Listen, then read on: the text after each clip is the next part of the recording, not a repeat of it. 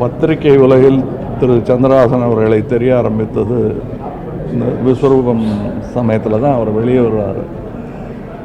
பாக்கி நேரத்திலலாம் அவர் இப்போ எப்படி பின்னணியில் ஒரு படமாக இருக்காரோ அதே மாதிரி பின்னணியில் அமைதியாக நின்று வர ஒரு உருவம்.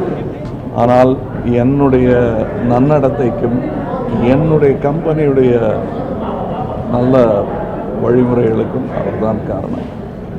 என்னில் ஏதாவது நல்ல விஷயங்கள் உங்களுக்கு தென்படுகிறது என்றால் அது அவரிடம் கற்றுக்கொண்ட விஷயம்.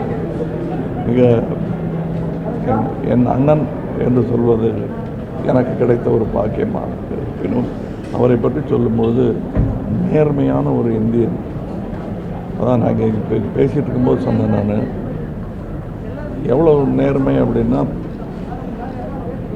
என்னுடைய மனசாட்சிக்கு நான் பொய் சொல்லக்கூடாதுங்கிற மாதிரி வாழ்ந்து காட்டியவர். அது முடியுங்கிறதுக்கு சொன்னார். இப்போ நான்லாம் வருமான வரி கட்டுகிறேன், அதை பெருமையாக சொல்லிக் கொள்கிறேன் என்றால் அதற்கு இப்படித்தான் வாழ வேண்டும் என்பதற்கு வழி அமைத்து கொடுத்து சென்றவர். இன்னும் சொல்லப்போனால் அவருக்கு தனியாக லாண்ட்ரின்னு வச்சுக்கிட்டது கிடையாது. அவர் தான் அவர் துணியை துவைச்சிக்குவார், முடிஞ்சால் இஸ்திரியாக அவரே போட்டுக்குவார். இது தினம் நடக்கிற விஷயம். அவர் 2-3 வருஷத்துக்கு ஒரு தடவை தான் துணி எடுப்பார் தனக்கென்று. அது 3 துணி தான் எடுப்பார், வருஷம் பூரா அதை மாறி மாறி அதெல்லாம் போட்டுப்பார். அதில் ஆடம்பரம் இல்லாமல் வாழ்வதும் தன்னுடைய தம்பி கமல்ஹாசன் சொல்லிக்கிறது பெருமை. அப்படி வாழ்ந்து காட்டியவர். என்னாலும் வாழ முடியும் என்பதற்கு வழிவகுத்து சென்றவர்.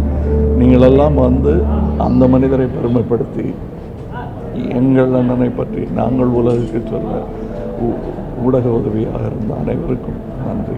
என்னுடைய இந்த சோகத்தில் நீங்களும் பங்கு கொண்டதற்கு தனிமையில் எனக்கு ஆறுதல் சொன்னவர்கள், பத்திரிகையாளர்கள், நண்பர்கள், வீடியோகிராஃபர்ஸ் எல்லாருக்கும் என்னுடைய நன்றி. ரஜினி சார் சொன்னாங்க, கமல் இப்போ எப்படி சம்பாதிக்க போகிறாருன்னு தெரியல, எனக்கு அது பெரிய வருத்தம் இருக்குது அப்படின்னு சொன்னாங்க. ஸோ நீங்கள் எப்படி இது வரைக்கும் அவங்க பலமாக இருந்திருக்காரு சார்? இவரும் அவர் அண்ணன் தான், அவர்கிட்ட ஐடியா கேட்டுக்கிறேன். எனக்கு நிறைய பேர் இருக்காங்க அது மாதிரி நல்ல ஞானமும் கலைஞானமும் வியாபார யுக்தியும் தெரிந்த நிறைய அண்ணன்கள் இன்னும் இருக்காங்க எனக்கு. அதில் ஒருத்தர் ரஜினியும். கண்டிப்பாக நாங்கள் சப்போர்ட்